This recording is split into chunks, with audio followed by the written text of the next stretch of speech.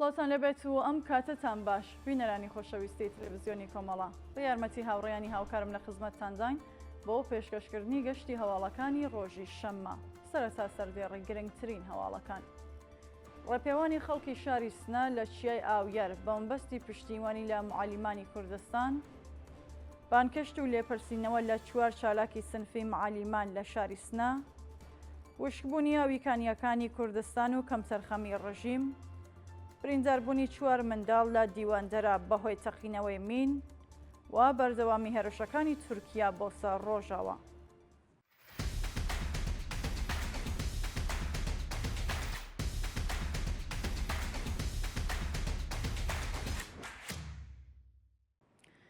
ڕێپێوانی خەڵکی شاری سنە لە چیای ئاویەر بەمبەستی پشتیوانی لە معالیمانی کوردستان. ڕۆژی هەینی هەفتی خەرمانان بە سەدان کەس لە خەڵکی شاری سنە بە بانکەشتی کومیتەی پشتیوانی لە معالیمانی لەسەرکار دەرکراو لە ڕێپێوانێک بەرەو چیای ئاویەر کۆبوونەوە.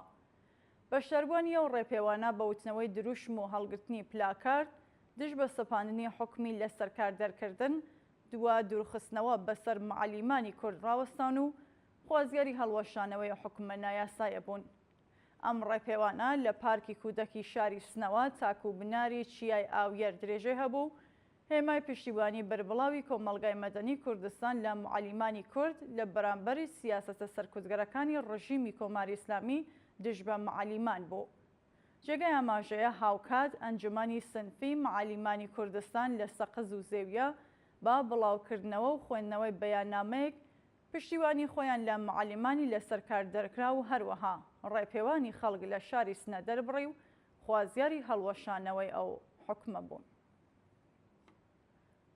بانکەشت و لێپرسینەوە لە 4 چالاکی سنفی معالیمان لە شاری سنە.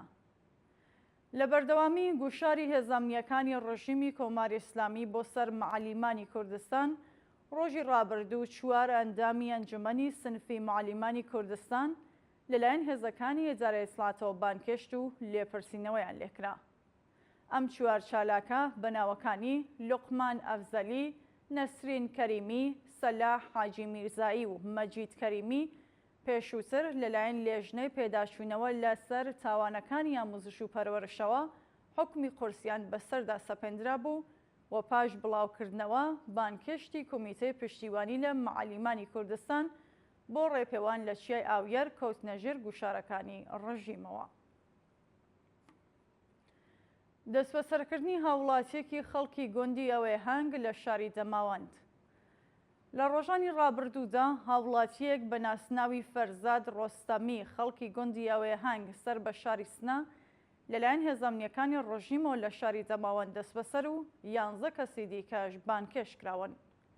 بەپێ راپۆرتەکان ناسناوی هاوڵاتیانی بانکێشکراو بەم شێوەیە: مهدی قاسمی، لوقمان قاسمی، شاهۆ قاسمی، فەرزین ڕۆستەمی، بێهزاد ڕۆستەمی، شاپور حەبیبی، جەلال محەممەدی، جەمیل سفیدی، سەیوان قاسمی، فەرشاد مەلەکی دۆخت و ئەغباڵ مۆرادی. شانی باسە فەرزاد ڕۆستەمی هاوڵاتی دەستبەسەرکراو بۆ شوێنێکی نادیار ڕاگوێزراوە و هێشتا هیچ زانیاریەک سەبارەت بە دۆخی تەندروستی لەبەردەستانیە. وشکبوونی ئاوی کانیەکانی کوردستان و کەمتەرخەمی ڕژیم. بەپێ راپۆرتەکان ئاوی کانی بەرازان لە گوندی خۆرخۆڕەی شاروێران وشک بووە و خەڵک لە دۆخێکی خراپدان. بەپێ هەو راپۆرتانە خەڵک بەهۆی نەبوونی ئاو و هەروەها خراپی دۆخی ژیانیان بەهۆی وشکبوونی ئاوی ئەو کانیە خۆیان چاڵاویان کۆڵاوە.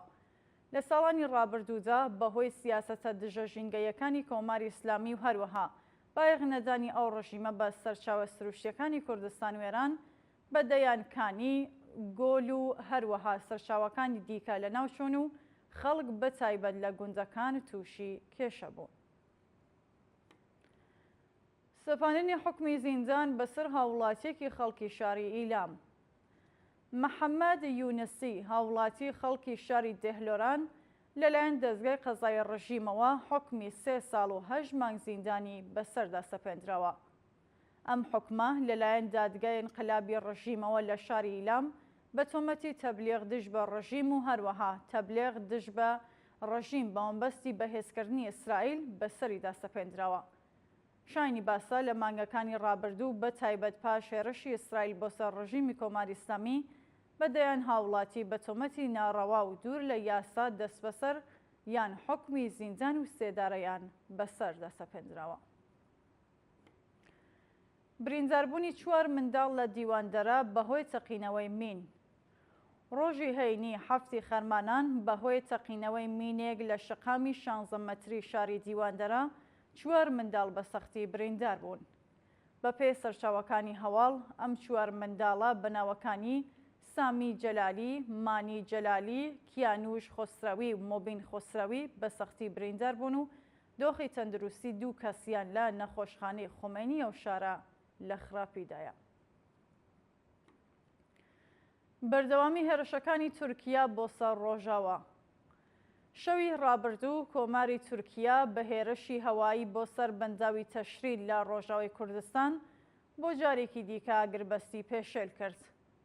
لە مانگەکانی ڕابردوو بەمبەستی جێبەجێبوونی پرۆسەی ئاشتی و دموکراسی لە تورکیا و ناوچەکە دەوڵەتی تورکیا لەگەڵ عەبدوڵڵا ئۆجەلان ڕێکەوتن و لەلایەن هەردوو لایەنەکەوە ئاگربەز ڕاگەیاندرا. بەڵام ئەرتەشی تورکیا سەرەڕای ڕێکەوتنی لەگەڵ سەرکردایەتی پارتی کرێکارانی کوردستان هێشتا لە هێرشەکانی بۆ سەر شوێنی نیشتەجێبوونی هێزەکانی پارتی کرێکارانی کوردستان و هەروەها ڕۆژاوای کوردستان بەردەوامە و هەموو کات ئاگربەستەکە پێشێل دەکات. ناڕوونی چارەنووسی کرێکارانی لە سەرکار دەرکراوی پێترۆشیمی ئەرغەوان گۆستەر. بەپێی هەواڵەکان سەرەڕای تێپەڕبوونی زیاتر لە 1 ساڵ بەسەر ئەزموونی دامەزراندنی شرکەتی ئەرغەوان گۆستەری ئیلام هێشتا چارەنووسی کرێکارانی لە سەرکار دەرکراو دیار نییە. ئەم کرێکارانە کە بەلانی کەم 5 تا 10 ساڵ پێشینەی کار لەو شرکەتەیان هەیە پاش شەپۆلی لە سەرکار دەرکردنی کرێکارانی ئەو شرکەتە بە بیانووی هاوسەنگکردنەوەی نیروی کار ناچار بە بەشداری لە ئەزموونی دامەزراندنی ئەو شرکەتە بوون. بە وتەی نەڕازیان بەڵێنرابوو کە پاش 1 یان 2 مانگ وەڵامیان بدرێتەوە، بەڵام سەرەڕای تێپەڕبوونی 14 مانگ هێشتا وەڵامیان وەرنەگرتووەتەوە و هێشتا چارەنووسیان نادیارە. دووە هەواڵ. ناڕزایەتی خەڵکی شاری ئیسلامشار دژ بە پشتڕانی بەردەوامی کارەبا. ڕۆژی ڕابردوو خەڵکی شاری ئیسلامشار سەر بە پارێزگای تاران دژ بە پشتڕانی بەردەوام و بێئاگاداری کارەبا کۆبوونەوە. ناڕازیان هەماژە بەوە دەکەن کە بەهۆی پشتڕانی کارەبا نەبوونی ئیمکاناتی ڕفاهی و نەبوونی ئاو دۆخی ژیانیان لە خراپیدایە و حکوومەت تەنانەت وەڵامی سەرەتاییترین داخوازیەکانیان ناداتەوە. لە مانگەکانی ڕابردوو بەهۆی کەمتەرخەمی و بایەخنەدانی ڕژیم بە ژیانی هاوڵاتیان زۆربەی بەندا و سەرچاوە سروشتیەکان لەناوچوون و زیانێکی زۆر بەرخەڵک کەوتووە. بینەرانی خۆشەویست، سەواڵەکانتان پێشکەشکرا، هەر شاد و ئاسوودە بن.